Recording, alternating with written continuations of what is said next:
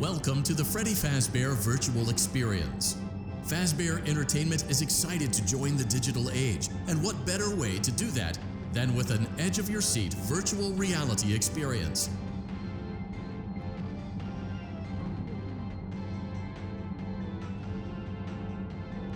We know that Fazbear Entertainment has developed something of a bad reputation over the last few decades, and while it's true that some stories associated with our name were loosely based on actual events, the majority of them were total fabrications from the mind of a complete lunatic, lawsuits pending. But we aren't above laughing at ourselves. Ha ha ha. That's why we have recreated many of these completely fictitious scenarios, lies that you've been fed over the last several years, into a hilarious VR game, in the hopes that we can finally move past these childish ghost stories and develop a new relationship with you, as well as your kids. Don't forget the merch, perfect for birthdays. So sit back and enjoy a few scares. We do, however, ask that you agree to a simple waiver before you play. It's mostly just legal mumbo-jumbo and isn't at all based on user experiences thus far.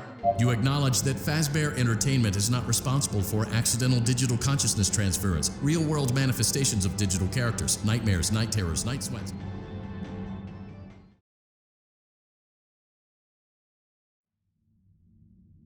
Welcome to the Freddy Fazbear.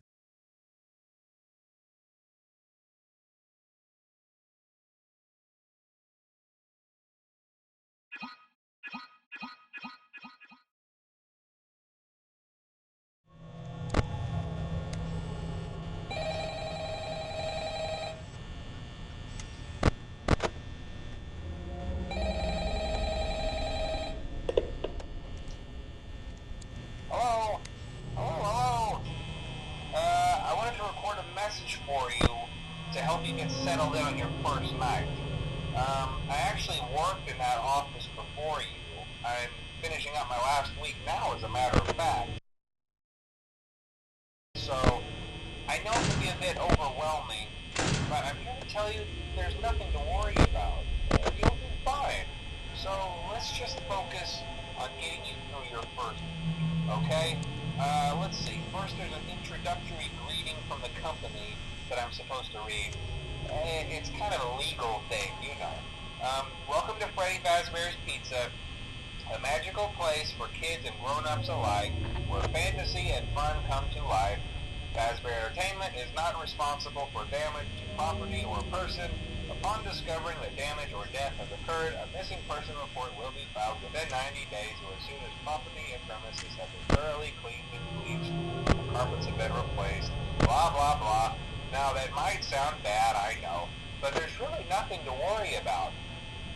The animatronic characters here do get a bit quirky at night, but do I blame them? No. If I were forced to sing those same stupid songs for 20 years and I never got a bath, I'd probably be a bit irritable at night too. So remember, these characters hold a special place in the hearts of children and we need to show them a little respect, right? Okay. So just be aware, the characters do tend to wander a bit. They're left in some kind of free roaming mode at night. Something about their servos locking up if they get turned off for too long.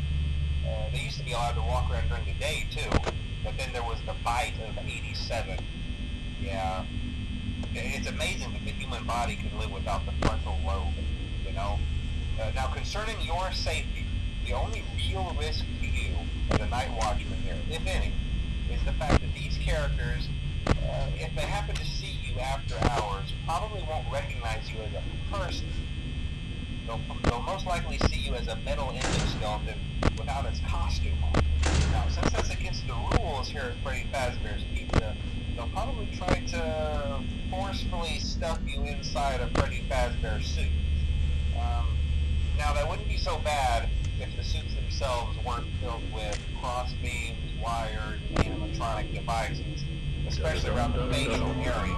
So you can imagine how having your head forcibly pressed inside one of those could cause a bit of discomfort and death.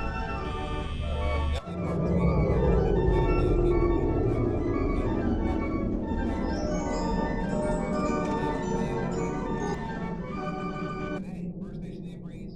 I'll chat with you tomorrow.